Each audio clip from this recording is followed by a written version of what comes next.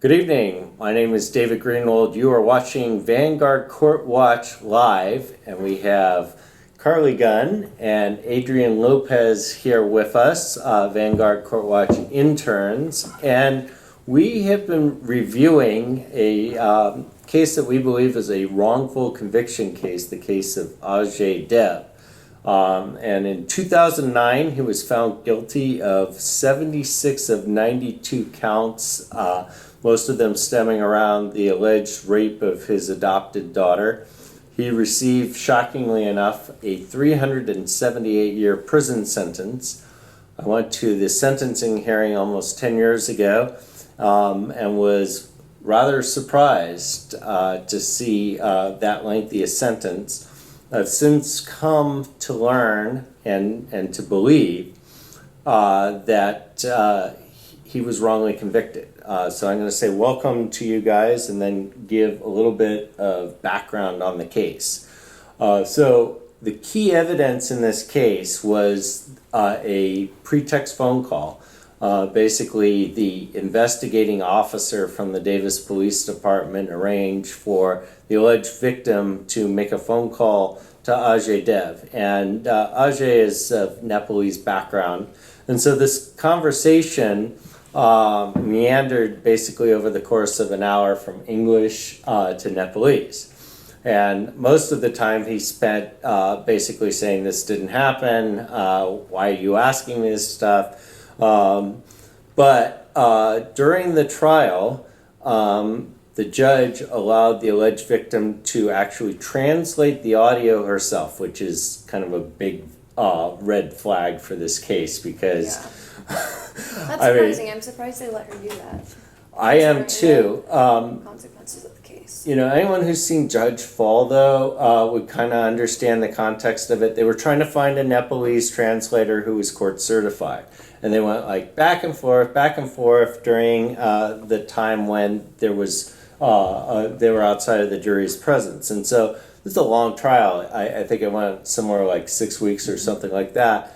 And so they're getting down to the nitty-gritty, and Judge Fall still hasn't figured out exactly what they're going to do about the translator. And finally, he basically says, well, we'll just have the victim translate herself. And the defense objected, and he basically said, no, that's what we're going to do. And so it's this amazing thing. So then she translates this key passage, which was, she said it was, you had sex with me. And I don't know if the word was actual sex or if it was actually the F word, but when you were age 18, implying that he admitted to having sex with her after she had turned 18.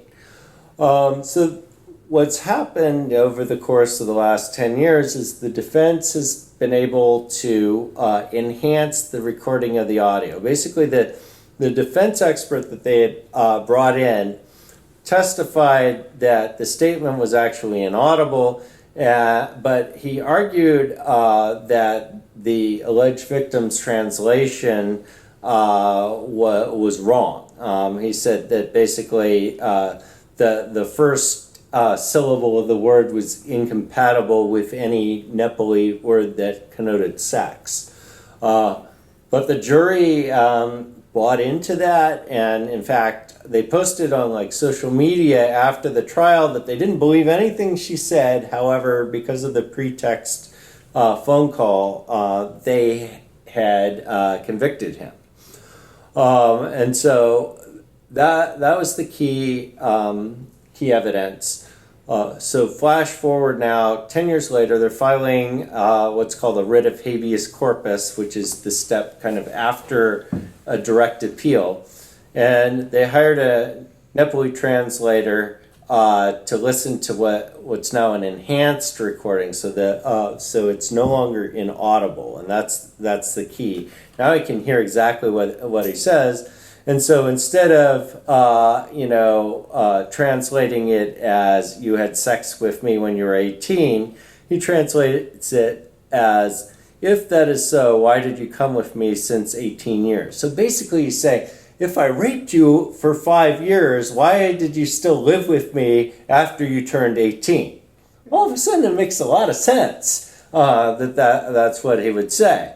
So the prosecutor's argument that this portion of the pretext call constituted an admission that the petitioner had sex with the alleged victim is simply wrong. This is the habeas argument. In assessing the pretext call and the counsel's arguments, it was critical for the jurors to have an accurate translation of the pivotal portions of the call. So that is kind of platform one for why they're arguing that they need a new trial. The second part is they hired a private investigator to go back to Nepal. This young lady who's now probably almost 30, or she might even be past 30 at this point. This woman came from Nepal, and so they tracked down family members, they tracked down friends, and they got statements. So I think kind of the most damning evidence to that effect is a January 2018 Facebook message where the alleged victim's own sister sent Ajay Dev's brother Sanjay an email, and I'll read it, although the English is kind of mangled. The alleged victim want to take revenge and get to America. The only way to come to America was to come testify against Ajay uncle. We did not know that he will be put in jail a long time. Now the alleged victim say that if she helps, she will go to jail and get deported. The alleged victim lied many times in the past. She had no choice. Police say to her they will help her if she testify for rape. We know she was not raped. We also know we also tell the alleged victim to tell the truth, that this never happened, but she's scared now.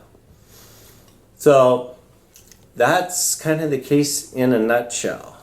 So what we've had our interns do over the last several months is go back over the trial transcripts, and there's about 20,000 pages of trial transcript in 20 volumes, and yes, it is just as daunting as that sounds. And so I kind of want to bring the interns into this. We'll start with Carly. So what witnesses did you read the testimony for, and then kind of tell us about him or her? Okay, so I read witness testimonies for two witnesses. The first one was the alleged victim's roommate in college for a portion of time, and then the second one was a detective that was kind of more in high task force that focused on technology and going through computers and gaining information that was either deleted or moved.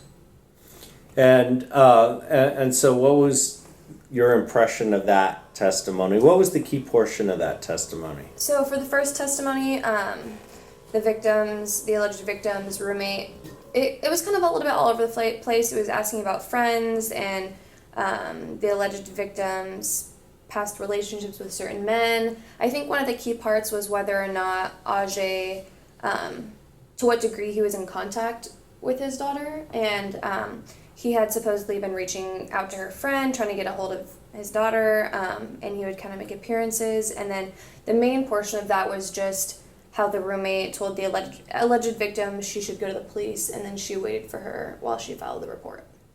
So that was kind of the main gist. And then the second witness that I reviewed, it was a lot longer and it was a little bit more boring, I must say, but it dealt with whether or not child pornography was on the computer. And so it was pretty much him going in with this system called NCASE, which can recover deleted files. And so it was kind of how certain files would have very inappropriate names that were, seemed to be about child pornography or sex with a minor. But when in reality, after watching some of the videos, they were just consensual adults in the videos. So kind of how they were misleading, and not to have the jury just go off as strictly titles. And so that was kind of the main part of those testimonies. Did he get into the fact that some of that was kind of spyware, and so some of those movie titles were not actually movies. Yeah, he kind of brushed upon that. There was a lot of objections within that. But yeah, he did talk about that, and he talked about how a lot of time, like, one of the biggest part of the defense's case was that, you know, when you get a title for pornography or you know, inappropriate image, there has to be some degree of what you're typing in a certain keyword to get those titles. So I don't really want to say the titles. Some of them are very vulgar and gross. But yeah, it kind of goes back to like, okay, so there was some intention behind these searches. And it was through this certain program called Kaza, which is usually used for sharing music, but it can also be used to share pornography and pictures. But I think one of the things that really struck me, or that was really interesting, and I think the defense was trying to, at least from my part, I could kind of see where the defense was trying to go with it, but through this huge list of pornography, there was this one image of the hydrogen bomb that went off in Japan. And so there was kind of like this, I guess, assumption or idea that maybe it was the alleged victim looking at these videos, because could it have been that she was doing a homework assignment that called for this picture during the time period in which these videos were downloaded? And so that was kind of an argument that they didn't end up getting to that argument, but that's kind of an argument that I thought they would have gone in the direction with. And I think that was probably something that I just thought was the most interesting, just because they touched on it but never really went back to it.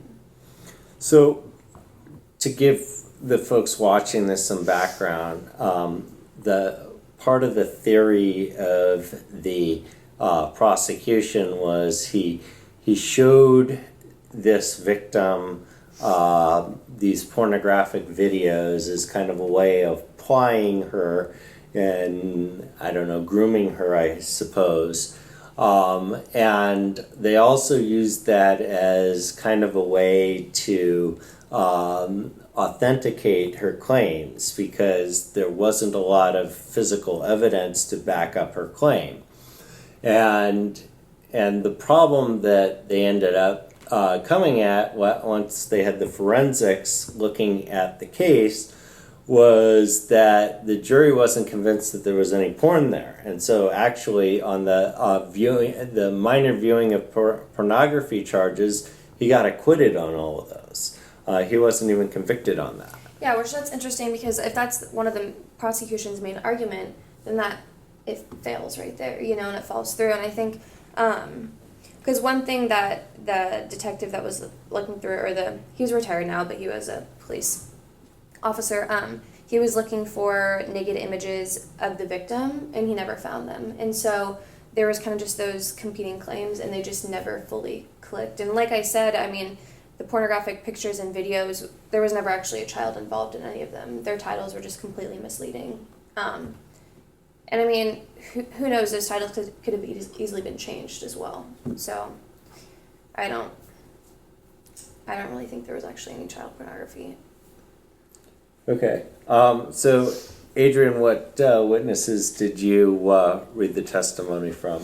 Yeah, so I read the testimony from the alleged victim herself and from Ajay Dev's wife, Peggy. She goes by Peggy. So let's start with the alleged victim.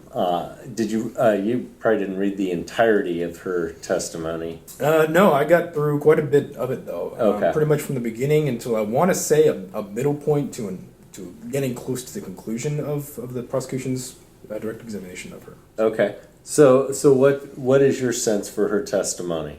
So she testified that she had been taken pictures of naked by Ajay Dev, apparently with his digital camera.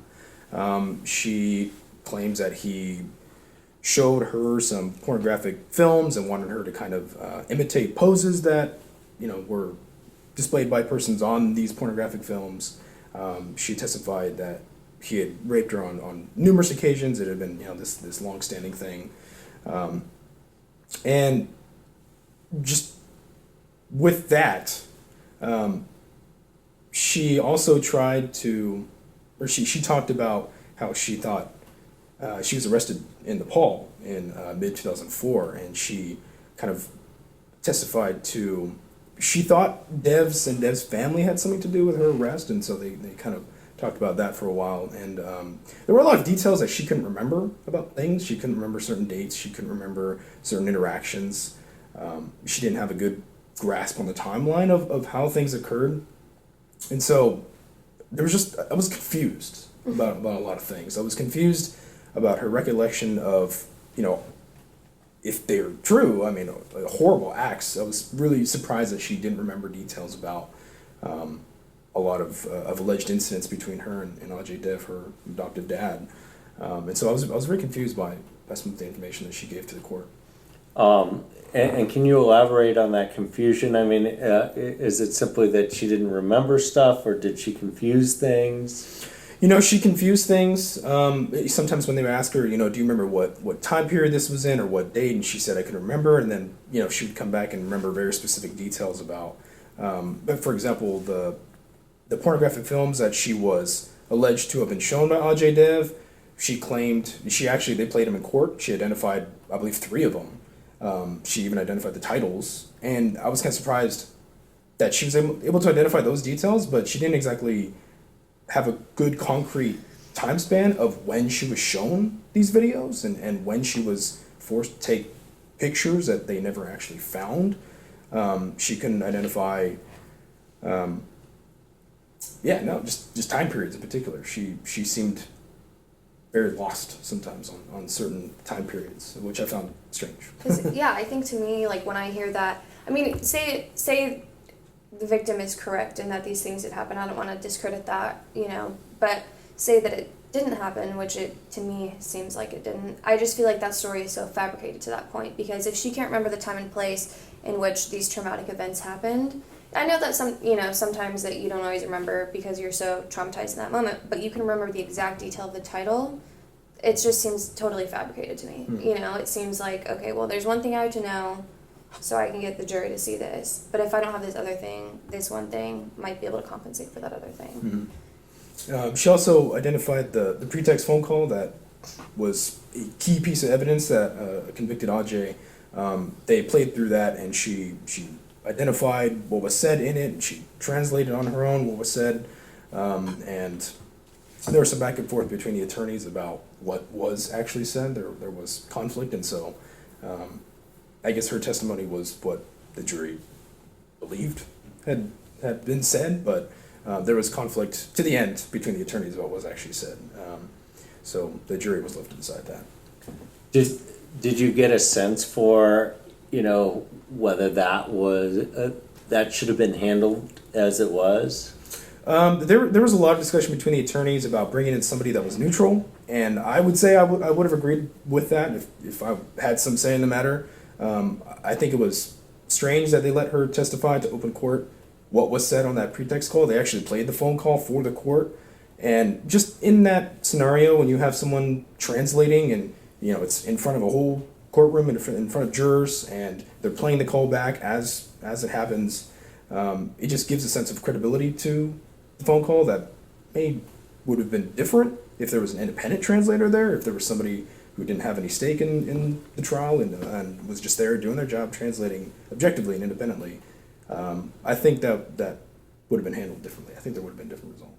And in hindsight, we've seen 2 different defense versions. Of course, these aren't neutral either, but they clearly dispute what was said there. And if the jurors are correct that their verdict hinged on that piece of testimony, it seems that you would have wanted a court-certified interpreter to translate that, not somebody with a vested interest in the outcome. Well, yeah, I think that's seriously so wrong, and that was such a fault on the court, because having the alleged victim translate a phone call, of course she's going to say it's, she's going to translate it in her favor. No one in that courtroom could speak Nepalese. There's no one there to call her out or to say that, no, this is incorrect. And of course the defense is going to try to do that, but there still wasn't that, like you said, that sense of credibility and that honesty that a non-biased,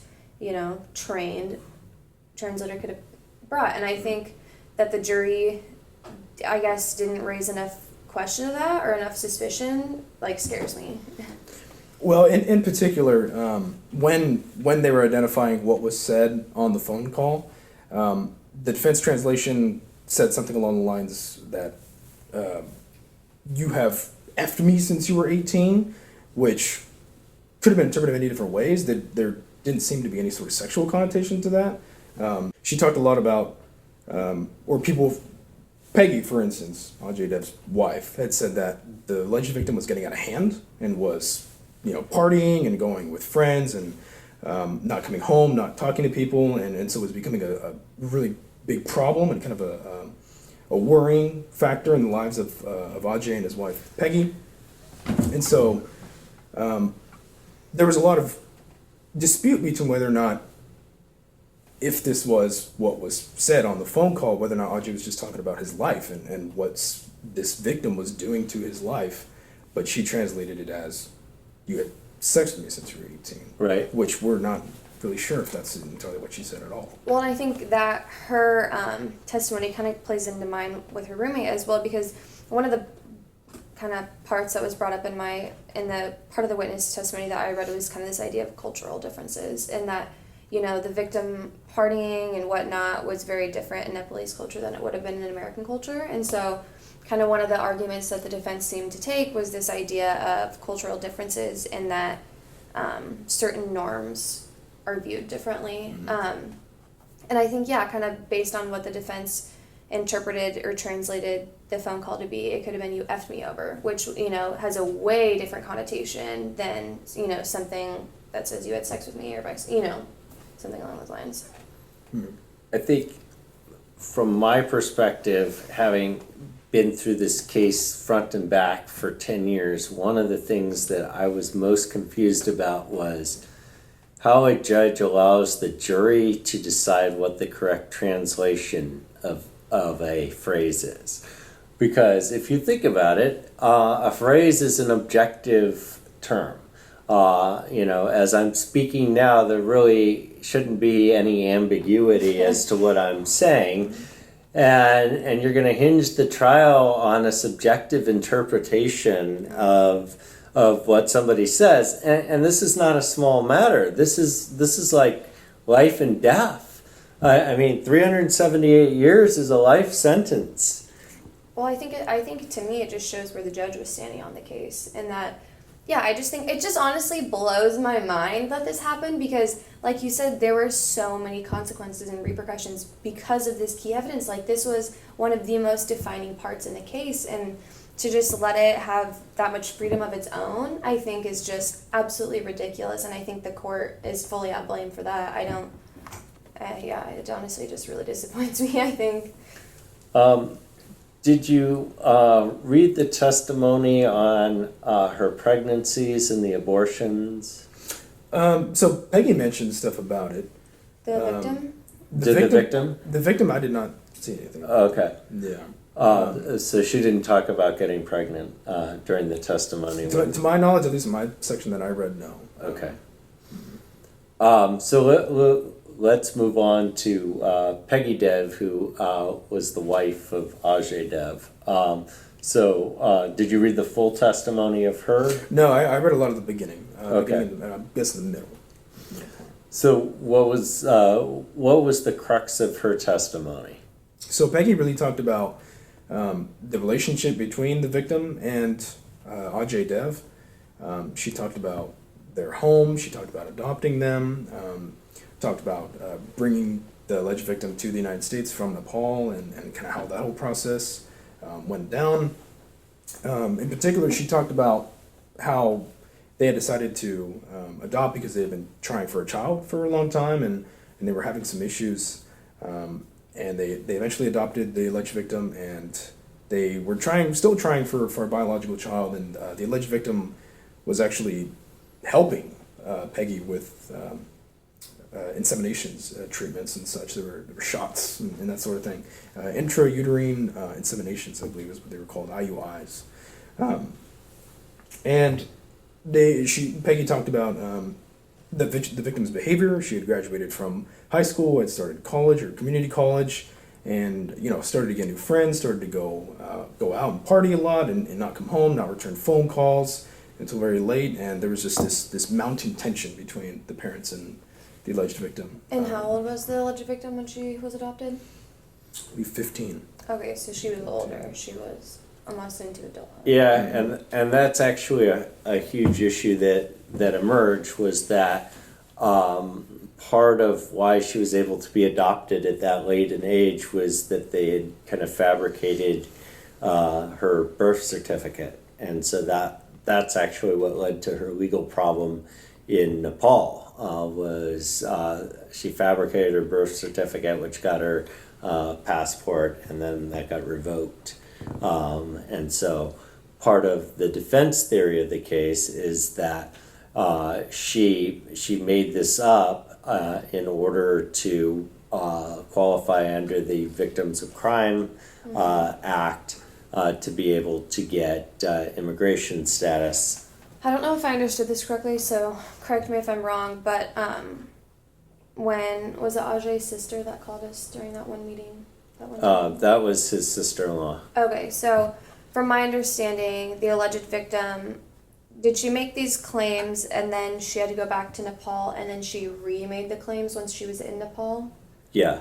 See, to me, that's just so suspicious. Like, I think when I first heard about this case, I think naturally I always want to give people the benefit of the doubt, and I think me as a person, I naturally side with the victim. Because hearing this case, I was like, wow, 92 counts of rape? That's a lot. Like that, I guess not just rape, but 92 counts of sexual assault, rape, pornography, whatever. I was like, wow, that's a lot. Like, that's a lot for someone to lie, and that's like a huge, huge accusation to just be all false. But I think for me personally, reading this case and hearing the other witnesses and writing the memos, as well as just the background of the case, I mean, to me it just seems as though the victim couldn't stand the living conditions in Nepal, which is understandable, and that she was willing to jeopardize her own uncle's life to better her own. I mean, because her uncle, it's not like she was raised by him from birth. It was, she came in at 15. She probably didn't have a lot of ties to him. There wasn't a huge emotional connection, probably more with Peggy than Ajay. But,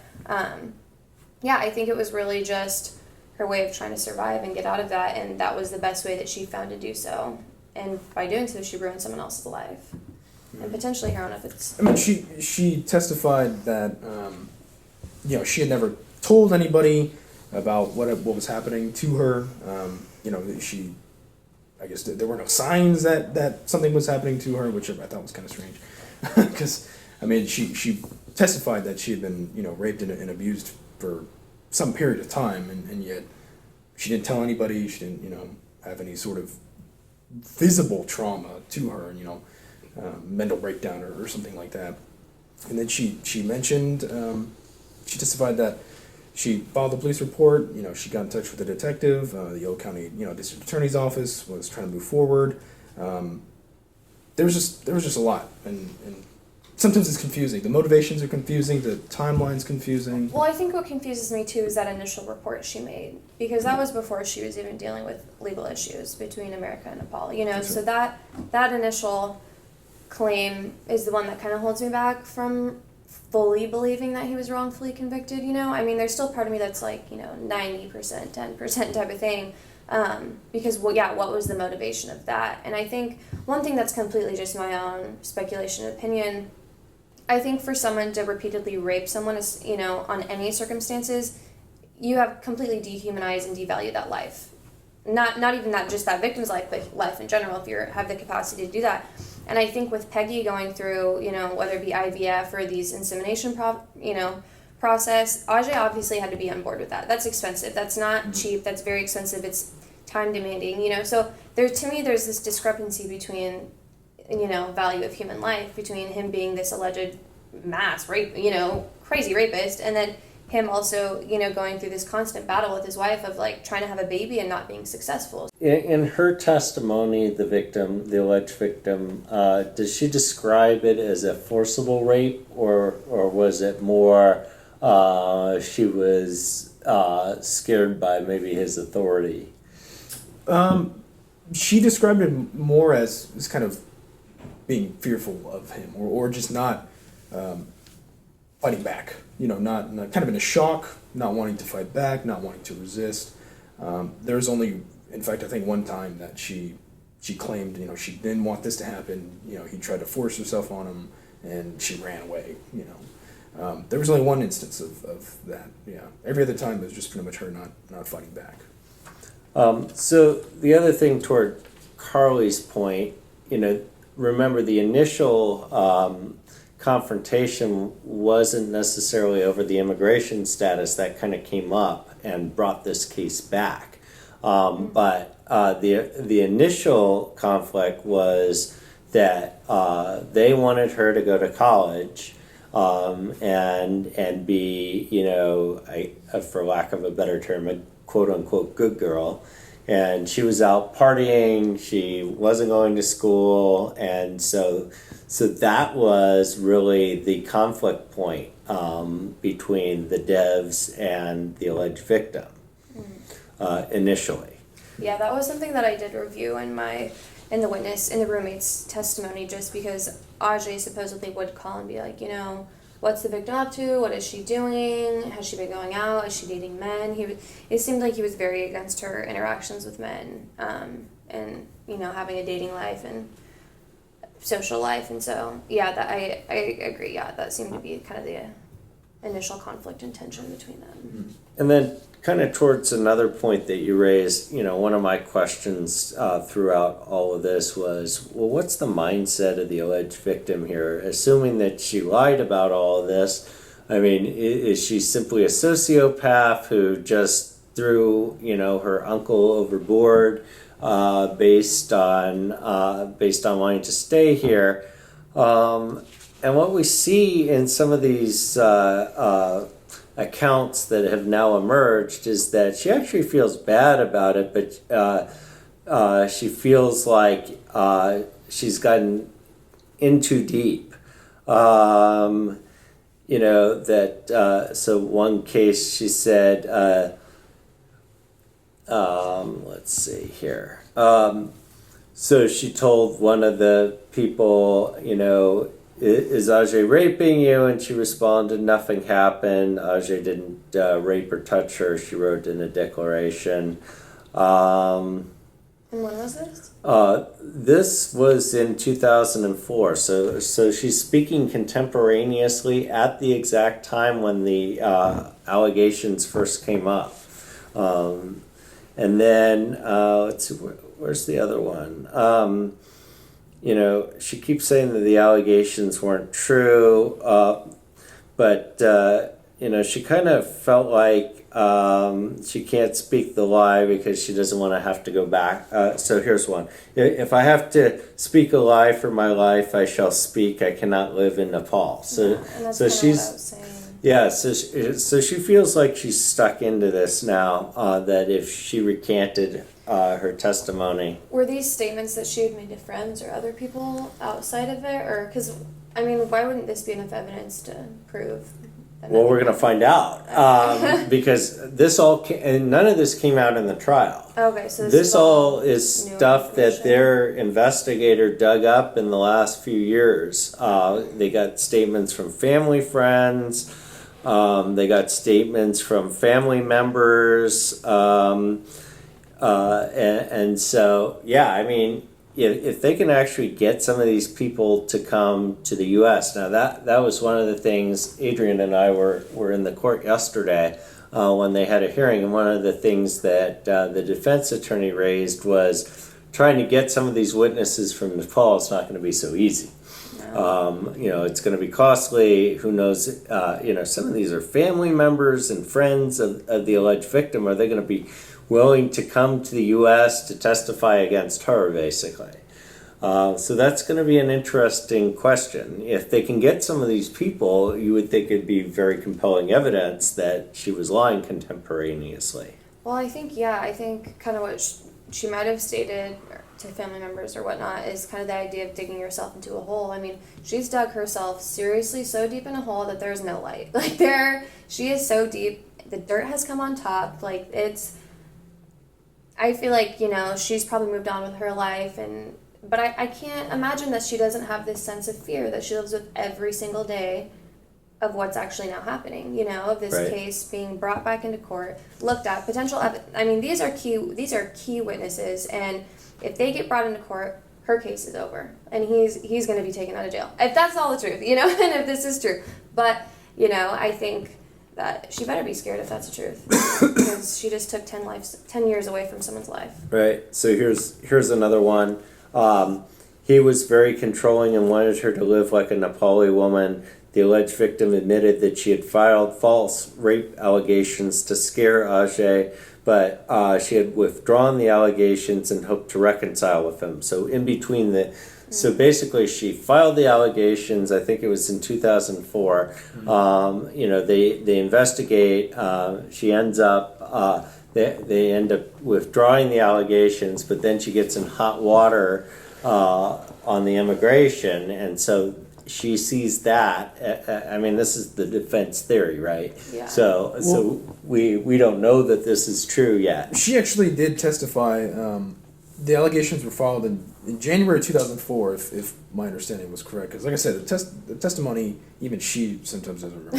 It's kind of all over the place. She filed a police report in January 2004, and she claimed that there were family members back in Nepal that were saying, hey, you're causing some problems here. You might want to withdraw these allegations. It's not looking good on the family. It's not looking good on you. People are talking about you here.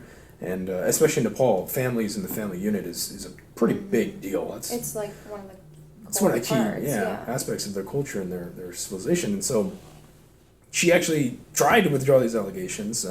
She even went to the Yale County Public Defender, or the district attorney's office. She talked to a police officer, a detective, and she tried to have these allegations withdrawn. And then she went to Nepal and she got arrested. And she was there for, I think, almost over a year. Yeah. And I think kind of just this one quote that you said about the rape allegations, and that, I'll just go to what I'm trying to say. I think that, it might have been that she loved the American lifestyle. She liked being able to go and party with her friends and not be confined to this previous culture that she was so ingrained in, before coming to the States. And I think that maybe she didn't understand the seriousness of rape allegations, and maybe she didn't really fully know what she was doing. And I think kind of, she, was going to drop the allegations and move on with it, but I just don't think she understood what type of can of worms she was opening, and that it was kind of, Ajay was on her back about certain things, and that was going to get him off, she was going to swat that annoying fly, and she probably did it in one of the worst ways possible. So, as we wrap up here, maybe start with Adrian. What did you learn from what you read? I was pretty surprised that in this case, where there was no physical evidence, there was no video evidence, no photographic evidence that anything actually happened to this alleged victim, that this man was convicted of 378 years of a prison term. And with testimony that was so confusing from the principal witness on the prosecution side, the alleged victim, testimony that was so confusing, testimony that was so disparate and just not clear exactly as to what anything is happening or what has happened. I learned that sometimes I think the outcomes are not what they should be. I don't think things are not as they appear. That's what I learned. What about you? I think probably, what just first came to my head was that you can't just always believe things on, first understanding or first basis. Because, like I said, when I first heard this, I was like, whoa, he's guilty. Like, there's no way, And then reading it and talking about it, I was like, okay, maybe not, actually. And so I think it's just kind of, always go into things with an open mind and, kind of take everything with a grain of salt. And, sometimes you really do just have to dig deeper to find the truth in things. So that's probably what I learned the most. And that also probably another thing that I learned the most is that, our judicial and court system is very flawed. And that even that we do hold it to a high regard, that it's deeply flawed and there's issues that need to be changed.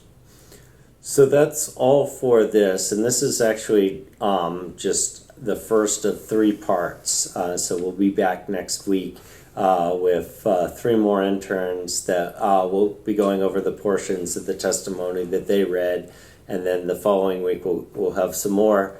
But by then, hopefully, we'll have kind of a full picture of this trial, and we may even have an idea of when the evidentiary hearings will go on. As I said, as we speak here on May 21st, yesterday there was a hearing in front of Judge Baronio, and they're going to come back in 2 weeks and make a decision as to what kind of schedule. So this new evidence will be put on in front of a judge, and that judge will make the determination as to whether or not it warrants a new trial. Based on what we've read, I think the three of us are probably in agreement that a new trial is warranted. Would you say that? Yeah, I would say so. Absolutely. I think, yeah, no doubt. And so we'll see if Judge Baronio agrees at a later point in time. So thank you for watching.